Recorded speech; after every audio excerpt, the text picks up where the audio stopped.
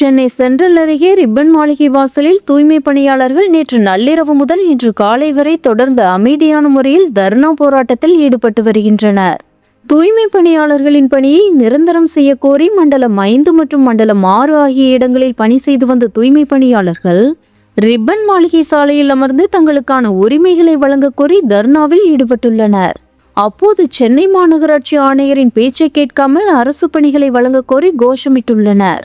மேலும் தூய்மை பணியாளர்களான நாங்கள் 2026ஆம் ஆண்டுக்கான விழா கொண்டாடக்கூடாதா என்றும் 2026இல் தொடங்கும் புத்தாண்டில் தூய்மை பணியாளர்கள் நாங்கள் வாழ்வதா சாவதா என கோஷம் எழுப்பியதால் பெரும் பரபரப்பு ஏற்பட்டுள்ளது.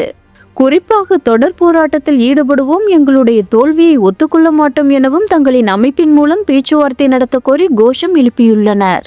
இத்தகைய பரபரப்பான சூழலில் சம்பவ இடத்தில் போலீசார் குவிக்கப்பட்டு வருகின்றனர்.